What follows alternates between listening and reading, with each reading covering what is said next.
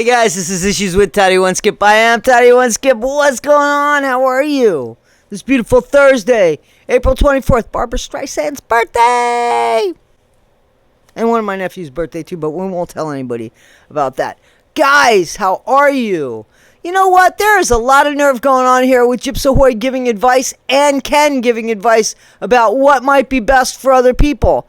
Gypsy, you want to lie with your mom. Where are you getting your advice from? Where are you getting your real life experience from, Gypsy? Out of which pocket are you getting that from? Because your real life experience, according to you, is in a wheelchair under the supervision of your mom, the severe supervision of your mom, the overprotective supervision of your mom, and from there, prison.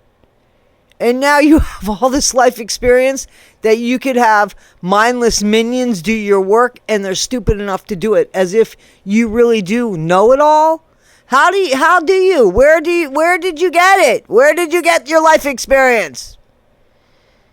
And Ken, you can't see her manipulating you? When she said to you that she wanted to see Ryan again, it might be good, and you were like, I don't know if it's such a good idea, and she was like, well, it'll probably help you too, and you're like, oh yeah? Like, you know, the whole manipulation, you didn't see it on the show when she says, well, I didn't want to send Ryan the messages because I didn't want to hurt his feelings. Let Bree hurt his feelings. Fucking A, what the hell? We'll use Bree. Used everybody else. Why shouldn't I continue? And these people continue onward. And then there's critical thinking creators. You know, like Case. Case puts out a video talking about the racism that comes out of one of Gypsy's mindless minions. And by the way, Gypsy made a horrible statement, right? She made that statement calling Nina a spade is a spade. Out of all the words she could have used, that's the one that she used.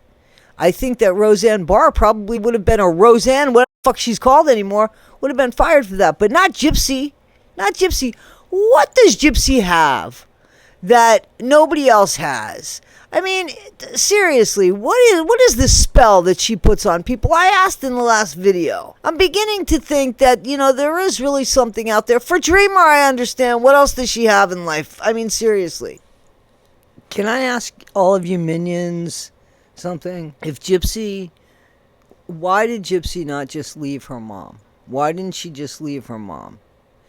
And if it's because she went through all this trauma and went through horrible ABUSE from her mom, how come she's all of a sudden better?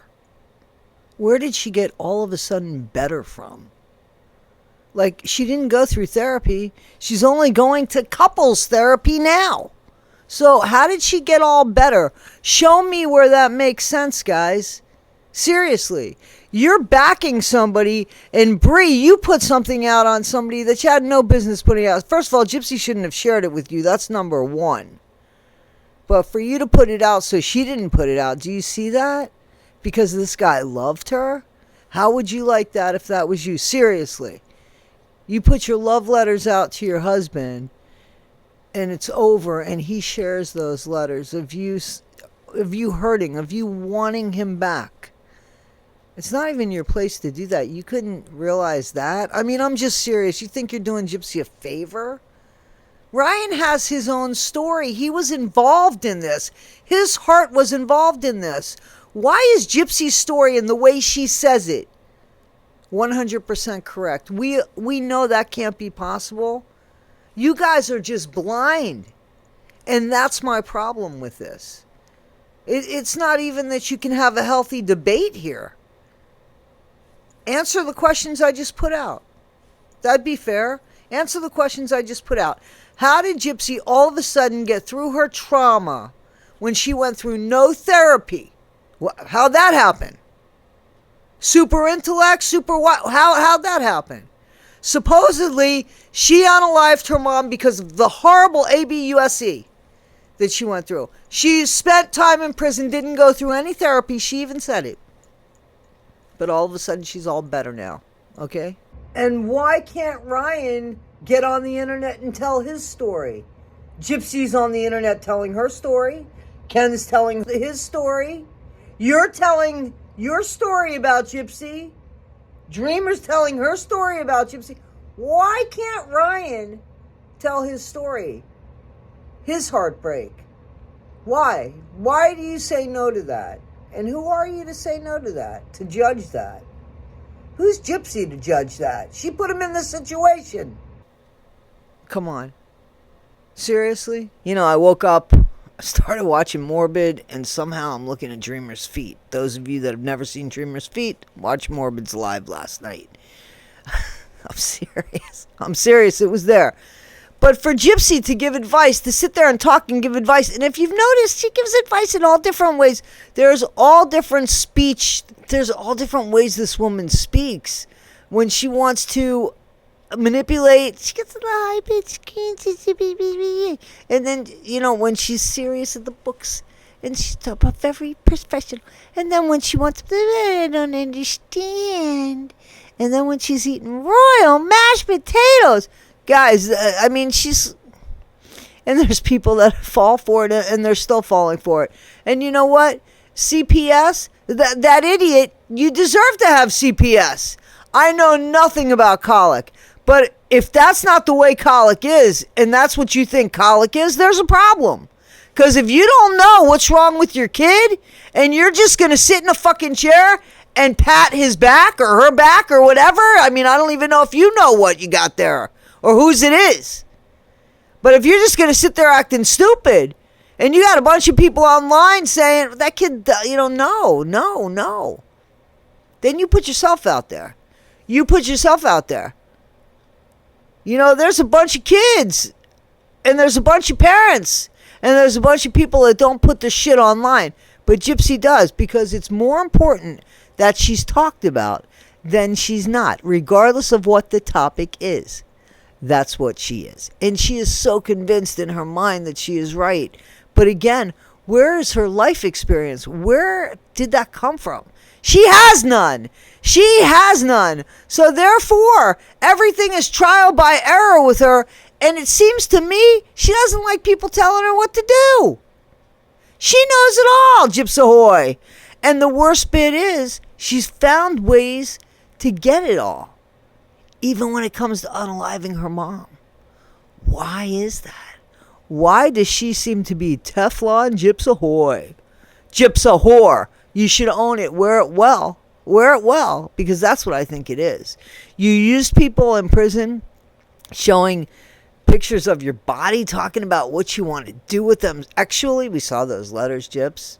Which man were you with at the time you were writing those letters, Gyps?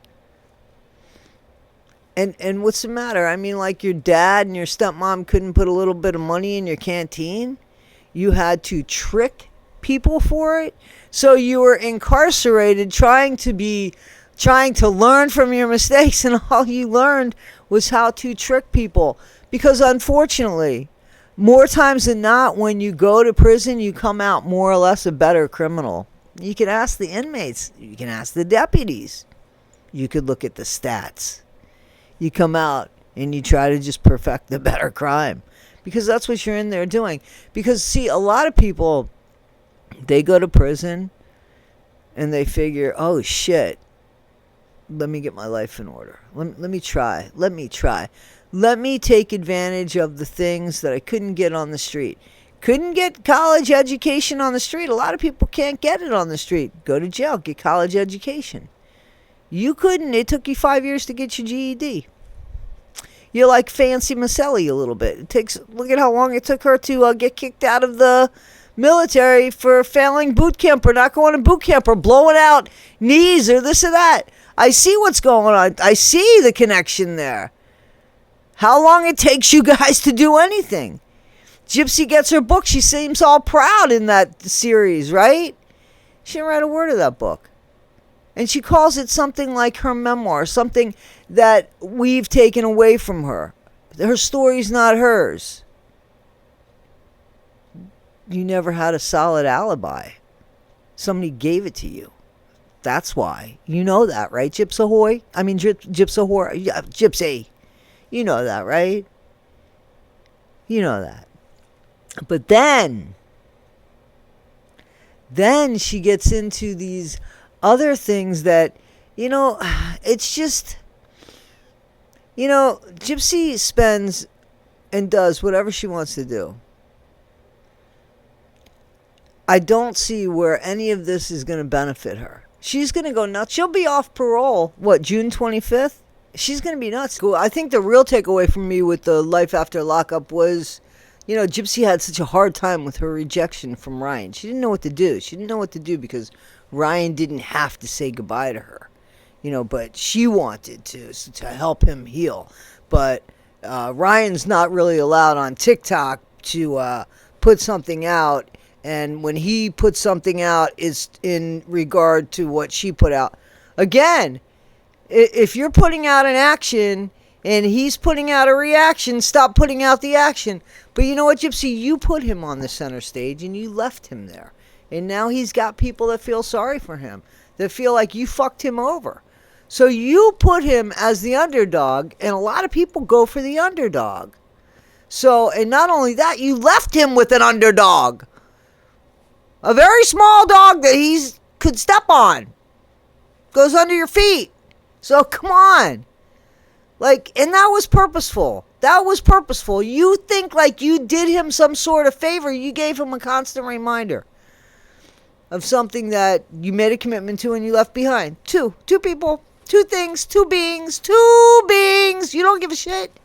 You don't give a shit. I totally believe you don't really have an attachment to anybody or anything. You think you do. You think you do with Ken. I don't even think you do with the baby. The baby is a possession. You don't want that baby. You don't live a life of somebody that wants a baby. You don't put the baby first. That's not important to you. Being a good mom doesn't seem to be important to you.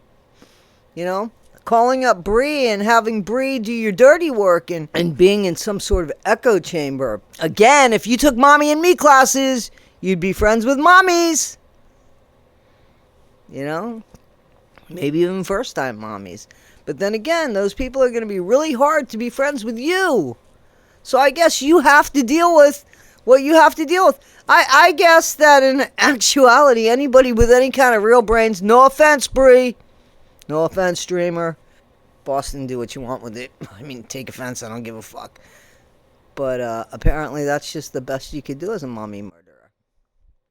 And apparently that's the best they can do too, is be friends with a mommy murderer. Because I don't see anybody with any real brains. I mean, you see how Kim Kardashian just kind of used you to help her get her show back up. That's what it is. Use and be used. That's the way it is with you. Use and be used. Yeah, and there's a kid right in the middle of it. Well done, you! Well done. So, guys, Gypsy's thing, seriously, was about she wants to be most important. She doesn't want Ryan to be of any importance. She wants Ryan to heal. And then she gets mad when Ryan appears to heal like. So, that's just Gypsy. The thing is, if she doesn't have things her way, her little roadmap, her little blueprint, if that's not followed, get out of here. Guys, this is Issues with Toddy. One skip I am, you're not. I am! You're not. Be better today than you were yesterday. Not half as good as you'll be tomorrow. Be kind. Guys, I have a Delphi video that I want to put up. And I'm asking that you guys bear with me on this one because I'm not sure. Okay? Alright guys, thanks.